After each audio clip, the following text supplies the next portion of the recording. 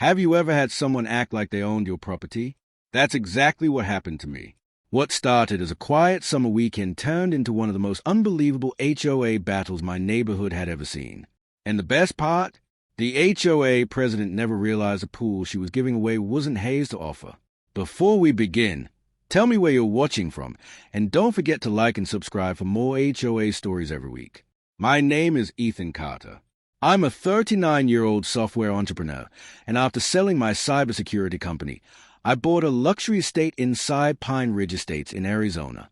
The house came with something extremely rare, a private Olympic-sized swimming pool built decades before the HOA even existed. When the neighborhood was first developed, the original owner negotiated a permanent legal easement allowing only that property to own and maintain the pool. The HOA had no ownership rights, no maintenance responsibilities, no legal authority. Everything, from the pumps and lighting to the electronic gate, belonged to me. I even paid over $40,000 each year for maintenance, security, landscaping, and insurance. Most neighbors respected that, except one person, HOA President Linda Parker. Linda had been president for almost 8 years. She loved telling everyone what they could and couldn't do. Paint color? She had opinions. Mailbox decorations? Instant violation. Holiday lights? She measured how many days they stayed up. But Linda had one bigger dream. She wanted Pine Ridge Estates to advertise itself as a luxury resort community. The problem? There was no community pool. The only impressive pool anyone ever saw happened to be sitting behind my house. Every time real estate agents toured buyers through the neighborhood, Linda conveniently walked them near my backyard. She would point toward the pool and say, "Our residents enjoy premium swimming facilities." Technically, that wasn't true, but I ignored it because no one actually entered my property. Until Memorial Day weekend. I came home after spending 2 days visiting my parents. As soon as I turned into my driveway, I noticed something strange. Cars. Lots of cars. SUVs. Rental jeeps. Minivans. People carrying beach towels. Children running around wearing floaters. Music blasting. For one confusing second, I wondered if I had accidentally driven into the wrong neighborhood. Then I saw something that made my stomach drop. My pool was packed. At least 40 strangers were swimming, grilling hamburgers, drinking from coolers, and relaxing on my patio furniture. Someone was using my outdoor kitchen. Another family had spread blankets across my lawn. One teenager was jumping from the diving board while filming videos. I couldn't believe what I was seeing.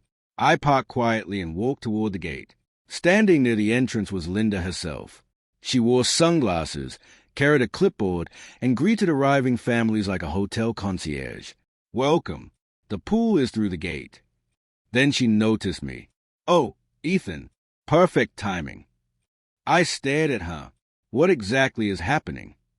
She smiled. "We've partnered with several vacation rental owners.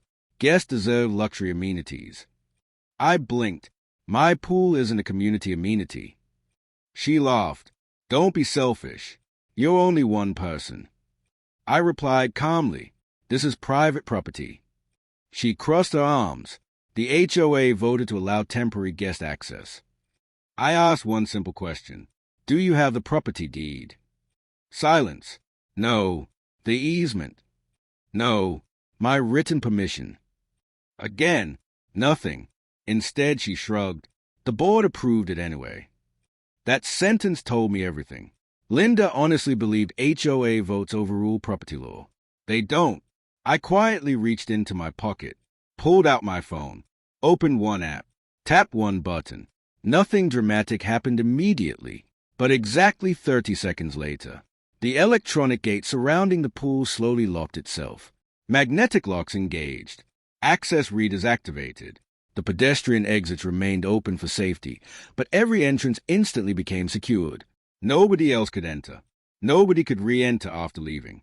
Confused vacation renters started looking around. Linda frowned. "What did you do?" I smiled. "I activated my security system." She walked toward the keypad, pressed random buttons. Nothing happened. She demanded, "Open this gate." "No, this is HOA property." "No, Linda." It absolutely isn't. Just then several renters approached us. One father looked frustrated. "Excuse me, we paid extra because the Airbnb listing included private pool access." I looked at him. "You paid who?" He showed me the rental listing. There it was. Large bold letters. Exclusive neighborhood resort pool included. Professional photographs. My pool. My furniture. My outdoor kitchen. Someone had been advertising my property without permission. The father sighed. "So, this isn't part of the rental." "No, I'm very sorry." His expression changed immediately. "So we got scammed." "Looks that way." Suddenly every renter wanted answers. Linda tried calming everyone. "It's just a misunderstanding." One woman interrupted. "My children have been swimming here all morning." Another family added, "We paid nearly $800 extra for this amenity." Now everyone was angry. At Linda, not me. Several guests immediately contacted Airbnb customer support. Others called property managers. Within minutes, phones rang nonstop. Vacation homeowners started arriving one after another.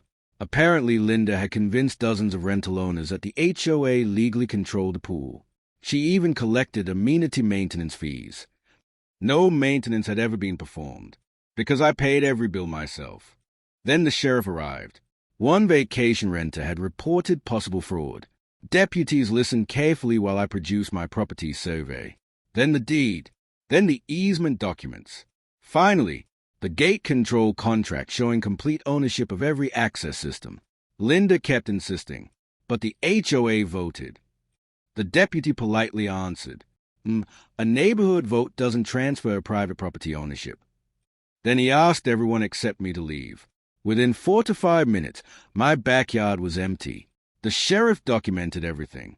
Before leaving, one deputy quietly told Linda, "You may want to speak with an attorney."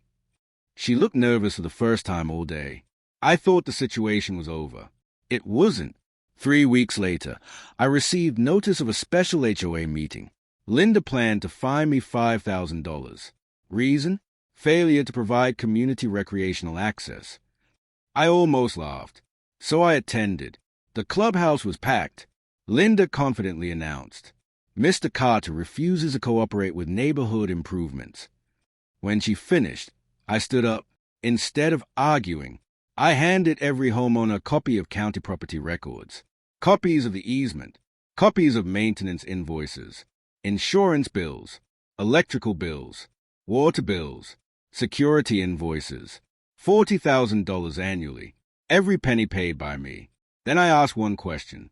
If the HOA owns this pool, why haven't they paid a single dollar in 30 years?